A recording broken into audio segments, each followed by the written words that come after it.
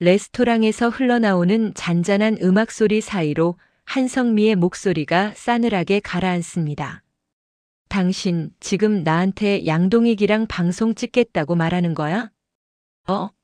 뭔가 이상한데요? 공정한이 한성미에게 꺼낸 말 한마디가 이 집안 전체를 뒤흔드는 시작점이 됩니다. 끝까지 보시면 두 사람이 어떻게 되는지, 그리고 이 싸움이 어디까지 번지는지 전부 보여드릴게요. 공정한은 예약해둔 최고급 레스토랑 테이블에 앉아 한성미의 시선을 똑바로 받아내고 있었습니다.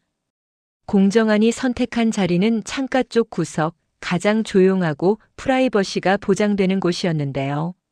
처음에는 한성미에게 분위기 좋은 저녁을 선물하고 자연스럽게 방송 출연 이야기를 꺼낼 생각이었습니다.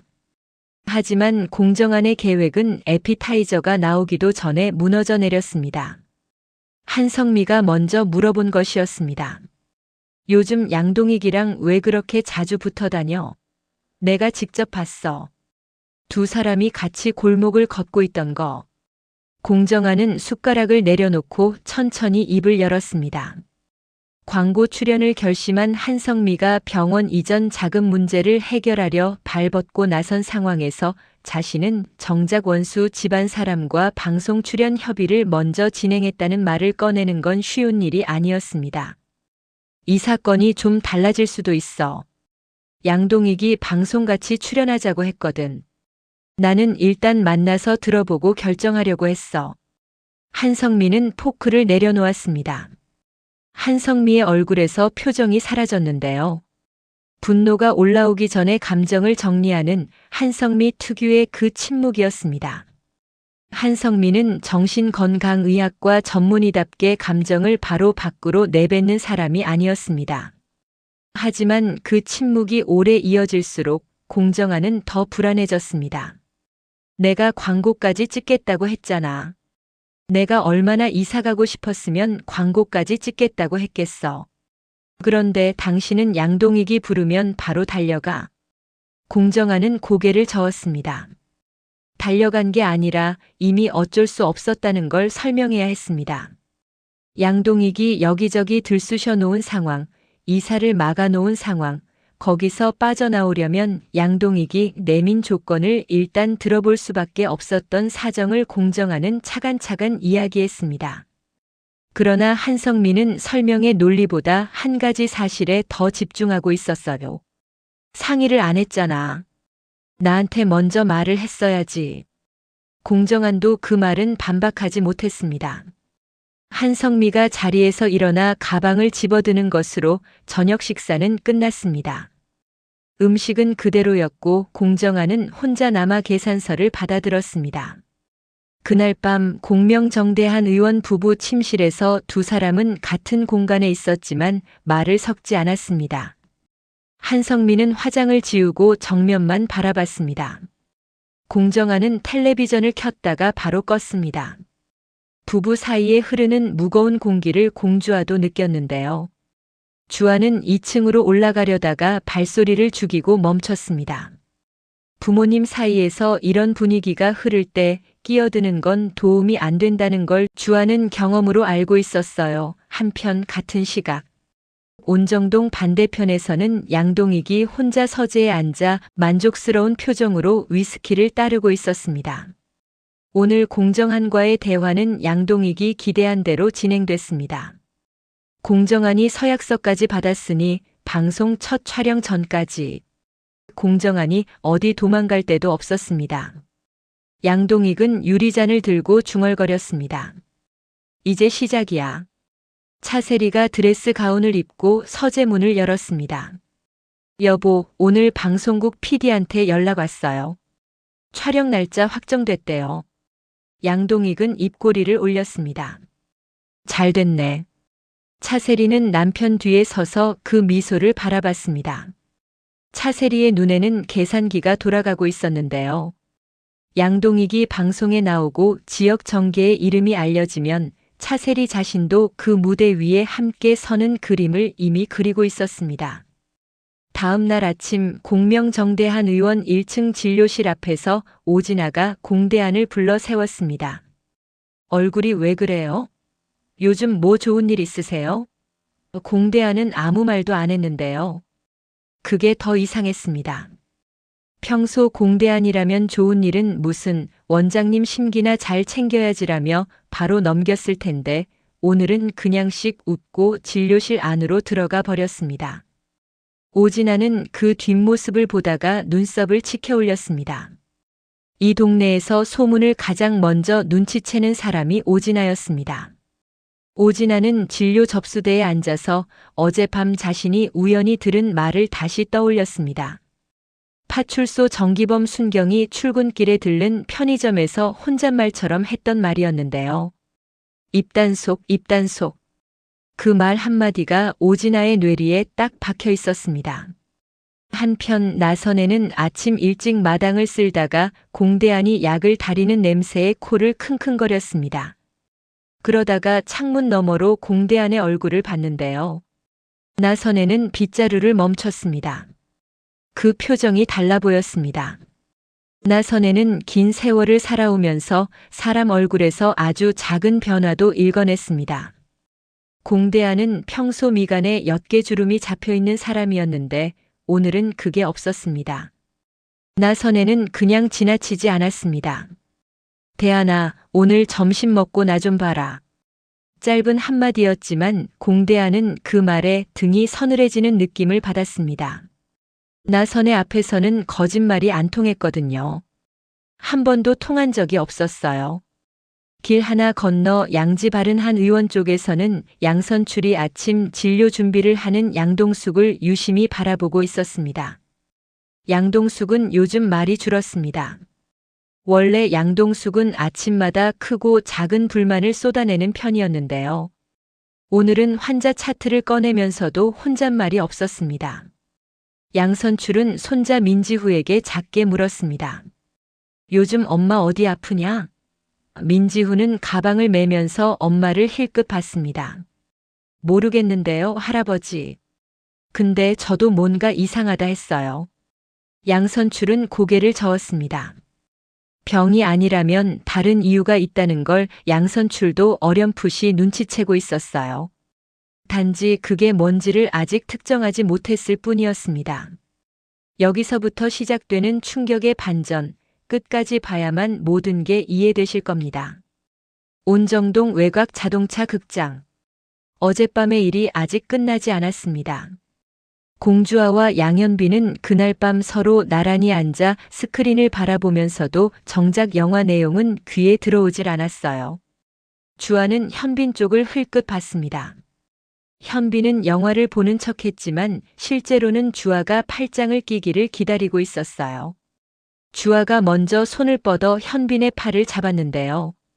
현빈이 놀라지 않으려고 일부러 천천히 팔을 펼쳤지만 귀가 빨개진 건 가릴 수 없었습니다. 주아는 웃음을 참았습니다. 이렇게 겉으로 완벽해 보이는 사람이 이런 데서 이렇게 티를 내는 게 주아는 좋았습니다. 그 두 사람의 차 바로 뒤에서 불을 끈 다른 차 한 대가 조용히 세워져 있었습니다. 바로 공대안과 양동숙이었습니다. 두 사람도 스크린을 바라보고 있었는데요. 아무 말도 없었습니다. 양동숙이 먼저 입을 열었습니다.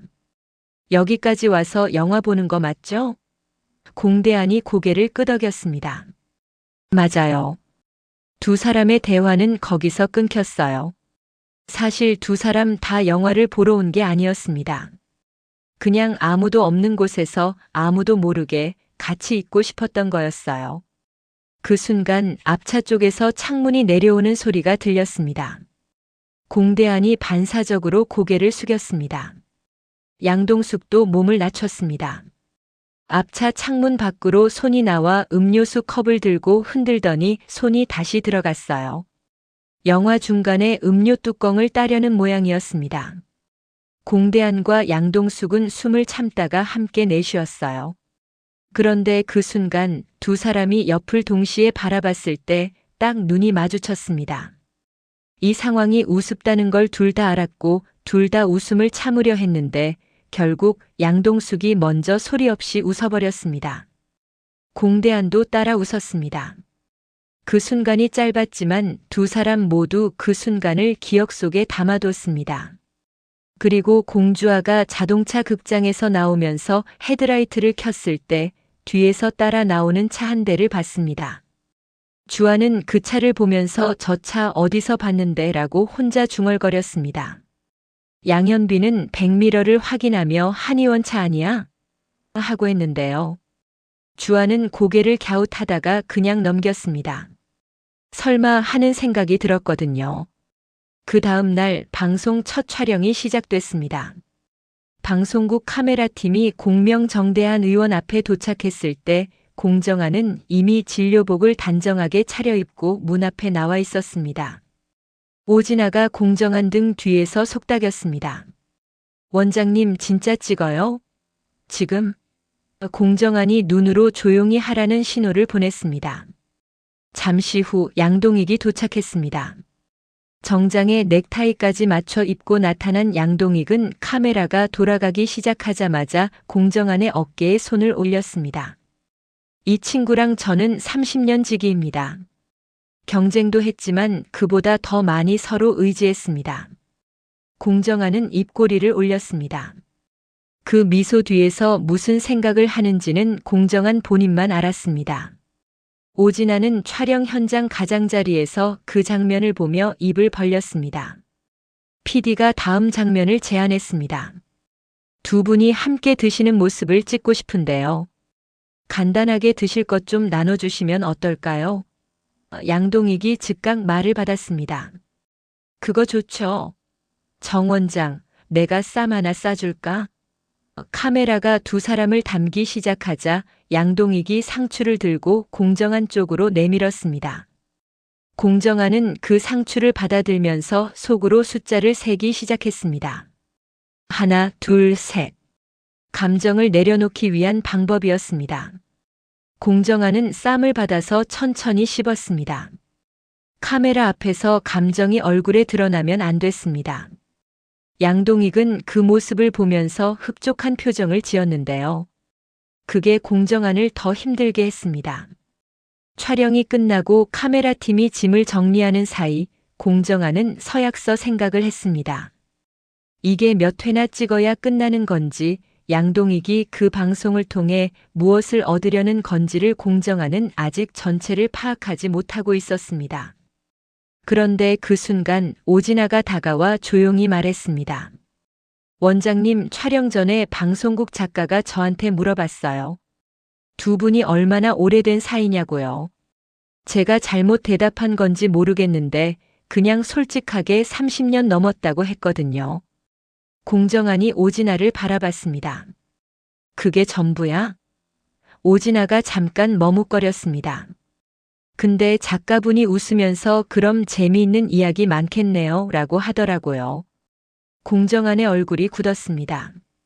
방송국에서 원하는 건 두 한의원의 우정 이야기가 아닐 수 있다는 생각이 스쳤습니다.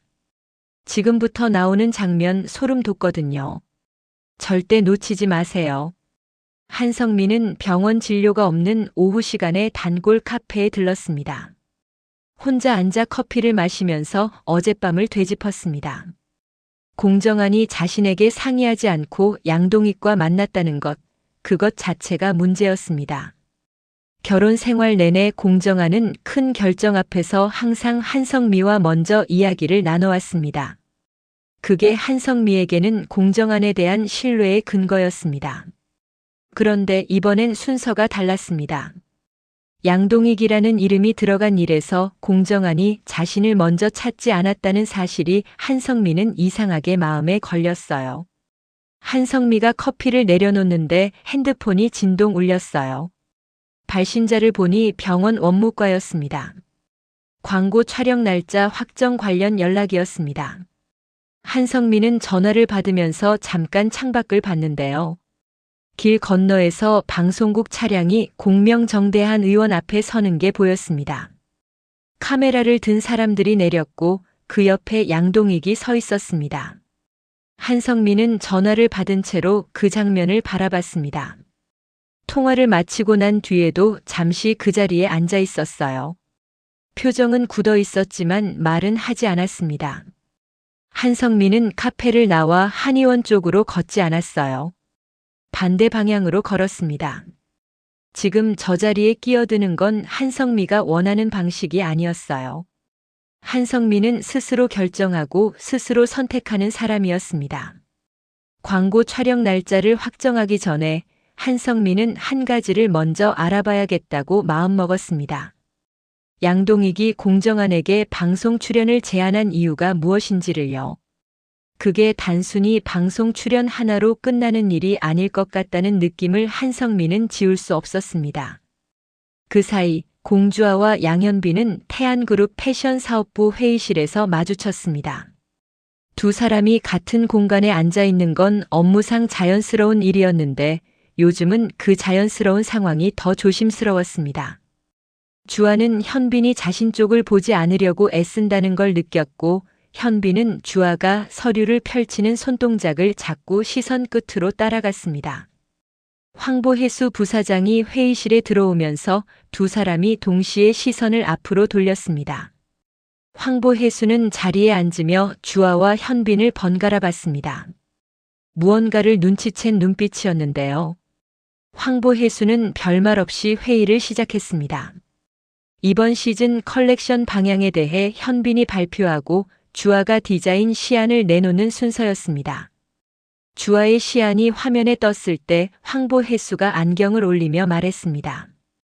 공 디자이너, 이거 처음 방향이랑 많이 달라요. 주아가 고개를 끄덕였습니다. 네, 수정했습니다. 소비자 접점을 좀 더 열었습니다.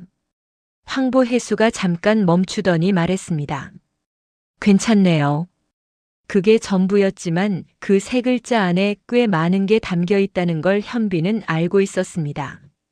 회의가 끝나고 사람들이 빠져나가는 사이 박준혁이 주아 옆에 남았습니다. 야, 오늘 너 뭐 먹었어? 주아는 웃으며 서류를 챙겼습니다. 준혁은 주아 눈치를 보다가 작게 덧붙였습니다. 얼굴이 다른 것 같긴 해. 뭔가 좀 편해 보이는 거. 주아는 모른 척 했습니다. 준혁은 그냥 웃으며 먼저 나갔습니다. 준혁이 나간 자리에 현빈이 서 있었습니다. 현빈이 낮은 목소리로 물었습니다. 오늘 저녁 나 먼저 퇴근할게. 아까 그 장소 알지? 주아가 짧게 고개를 끄덕였습니다. 두 사람 모두 주변을 먼저 확인하는 게 습관이 됐습니다. 그날 저녁 공대하는 나선의 앞에 앉아 있었어요. 나선에는 차를 한 잔 내놓으며 대안의 얼굴을 오래 봤습니다. 공대하는 차를 한 모금 마시고 말을 기다렸는데요. 나선애가 먼저 물었습니다. 요즘 복통은 없어졌니? 공대한이 멈췄습니다. 어떻게 아셨어요? 나선애가 말했습니다. 없어졌다는 게 얼굴에 다 나타나니까. 공대한은 대꾸를 하지 못했어요. 나선애는 이어서 물었습니다. 그 사람이 누구냐? 공대한이 입을 다물자 나선애는 재촉하지 않았습니다. 다만 이렇게 말했습니다. 양씨 집안 사람이어도 괜찮다. 근데 나한테는 숨기지 마라. 공대한이 고개를 들어 나선애를 봤습니다. 뭔가를 말하려다 다시 입을 다물었습니다. 나선애는 차 한 잔을 더 따랐습니다. 기다리는 사람의 자세였습니다. 그 직후 온정파출소 정순경이 퇴근하면서 편의점 앞 평상에 앉아 있는 오진아를 만났습니다. 오진아가 먼저 불렀습니다. 기범 순경님 요즘 별일 없죠? 정기범은 잠깐 멈추며 오진아를 봤습니다. 네, 별일 없습니다. 오진아가 음료수를 한 캔 건네며 말했습니다. 그거 있잖아요. 사람 표정이 갑자기 달라지면 이유가 있는 거잖아요. 안 그래요? 정기범은 캔을 받으면서 속으로 생각했습니다. 지난번 자동차 극장 근처 CCTV 확인 요청이 들어왔을 때 자신이 넘긴 자료가 오진아 쪽으로 갔을 리는 없었습니다. 하지만 오진아의 눈빛은 예사롭지 않았습니다. 별일 없으셨죠, 요즘? 오진아가 다시 물었습니다. 정기범이 답했습니다. 네, 별일 없습니다. 딱 잘라 말했지만 정기범의 귀도 살짝 빨개졌습니다. 그날 밤 늦게 양동숙의 핸드폰이 울렸습니다. 발신자를 보고 손이 멈췄습니다. 공대안이었어요. 전화를 받을지 말지 양동숙은 몇 초를 고민했어요. 마음이 기울어지는 쪽과 이성이 경고하는 쪽이 달랐거든요. 결국 양동숙이 전화를 받았습니다. 왜요? 무뚝뚝하게 말했지만 전화를 끊지는 않았어요. 공대안의 목소리가 들렸습니다. 오늘 저녁 밥 먹었어? 양동숙이 잠깐 말이 없다가 답했어요. 왜요? 공대안이 대답했어요. 안 먹었을 것 같아서.